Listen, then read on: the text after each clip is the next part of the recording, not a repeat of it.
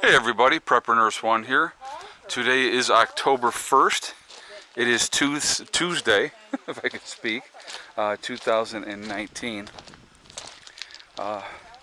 So, a couple of things I want to talk about real quick. I'm going to talk about defense spending with contractors and stuff like that. And there was a gentleman that was auditing what was going on. His name was Assad.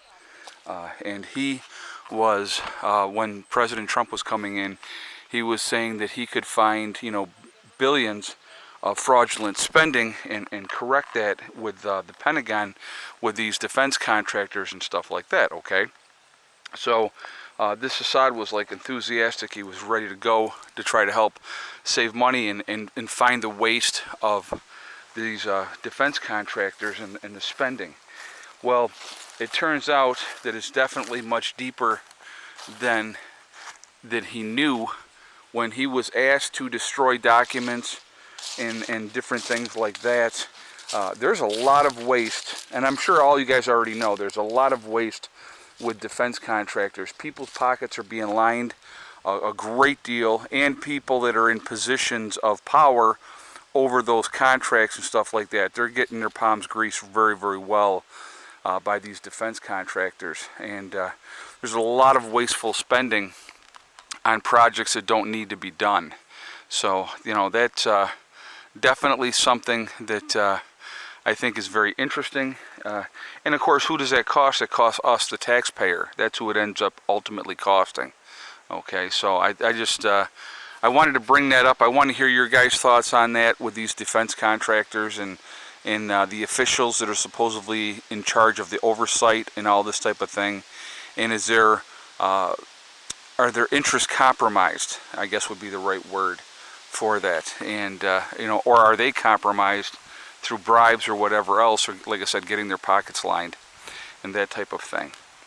So anyway, I want to get in, talk about a couple things, and then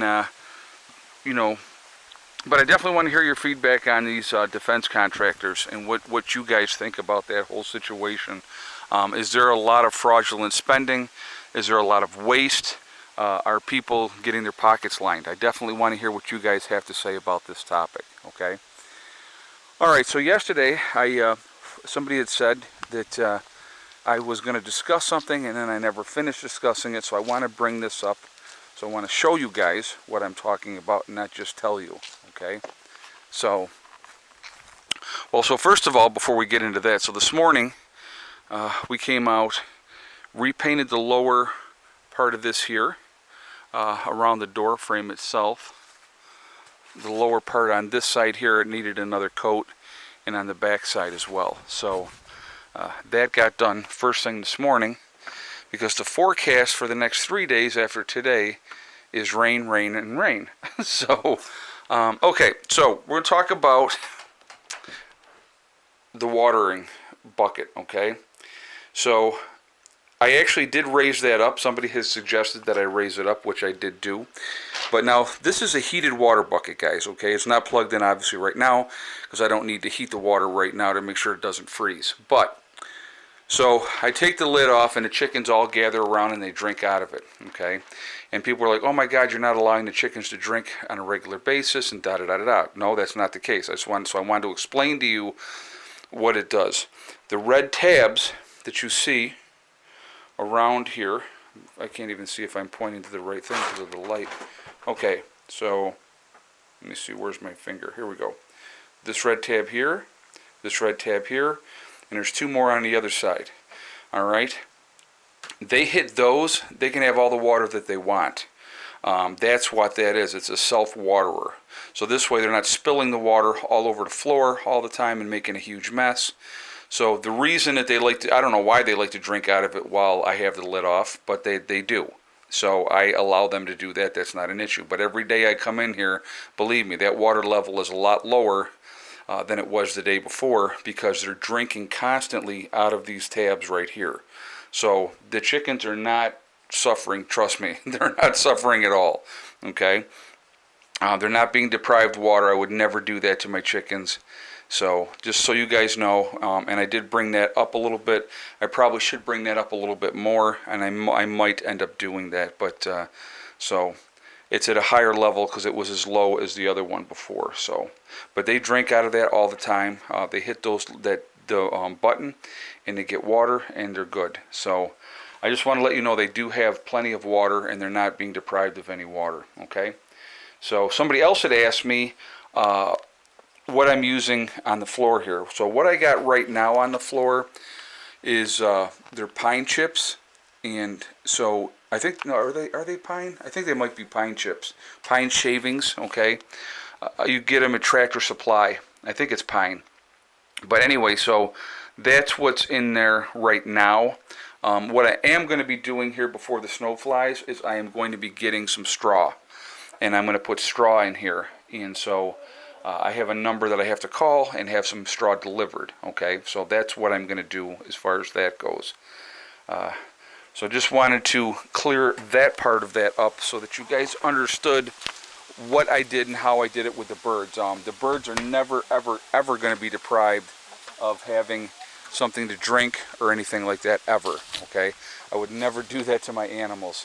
So I just did it that way with that type of system. It's less messy because birds they can be very messy, you know. So, anyway, so I'm going to get back at working on the rest of this fencing today. And then Mom had made a really good point, and she goes, "Well, how are you going to get back up to access to the other part of the property if you put the fencing way out?" Which I was like, you know what, that's a good point. So what I'm going to do with the fencing here, I'm going to bring it out. I am going to bring it over here. I may go on, I'm thinking I'm going to go on this side of the tree. So I'm going to bring it like on this type of an angle, and then bring it over and hit over there. Or actually, I'll bring it over that way and then just square it off. But I can get access to the other part of my property right through this area between that tree and that tree with the cage. The four-wheeler will fit right through there. So I'll have access to be able to get up into the property if I want to, which I will eventually. But you know, that's what's going on. So anyway, so I'm going to continue to work on this fencing today for the puppies. Obviously, I've had them out. You know, so somebody made and I just wanted to talk about a couple of points too. So somebody made a point, oh, well, dogs should, you know, they should be contained, they shouldn't be let loose, and, you know, they could jump on an elderly person or a small child and whatever and stuff like that. So my dogs, when I'm outside, I'm generally out with them. Now, once in a while they take off. They did take off 2 days in a row. I've wanted for a while to put a run in for them so that they had an area where they could be contained, which is obviously going to be this area, so they can be contained, and then that way they can, you know, just run free, and I can just let them out and not have to sit out here and babysit them. All right. There's no elderly people that they're jumping on. We live out in the country, guys. I mean, we are out here in the country, so those are my closest neighbors, and you know, it's a mother and her son, and so, but that's it. You know, I mean, it's so to let the dogs out and let them run is not a bad thing. It doesn't hurt them. Just when they take off, that's what, you know, it's not a good thing. So this is a precaution, obviously, so they don't take off. So I can let them out, let them have some time outside, and then I don't have to worry about it. People have made some concerns that they might jump over the fence. They won't jump over the fence. They don't go over a little barrier between their area and the house and the rest of the, you know, the rest of the house. So they don't even jump over that. They're definitely not jumping over a fence. Possibly going to go under, I don't know. We'll see. We'll have to play that one by ear. They're really not diggers. My dogs are not diggers. So I don't, you know, and like I said, they're going to have a good area to run around in. So that's kind of what's going on with that. So the last thing I want to address, and I want your guys' feedback on this because it's, I didn't see it, and I don't think that it's true, but I want to clarify some things, okay? So I've been told recently that I'm getting a big head, that I got a big ego, and I don't think that I do personally. If you guys see that, please, you know, feel free to share how you think that I have this big ego or something like that, because I don't believe that I do. Somebody was saying that in my live chats that I was stating my opinions like they were facts, and I've never done that. What I tell people all the time, and I'm going to use the Iran situation for an example. I had said that if we really wanted to, we could destroy Iran with no problem whatsoever, okay? But I also said in that same statement that, you know, our hands are always tied. We're never going to be allowed to fight a war like that, so it's never going to happen like that, okay? So that's what I have talked about that, okay, as far as Iran goes. If they could let us take the gloves off, that would be a done deal in no time whatsoever. Now, I don't think there's any reason to be attacking Iran in the first place. That's my opinion. But I'm just saying, you know, it's just, you know, what I talk about a lot of times when I do my live chats, and I've said to people on my live chats, don't just take my word for what I'm saying. Do the research. Do your own research. Always question everything. Even, you know, somebody like myself that's giving you information. Question everything.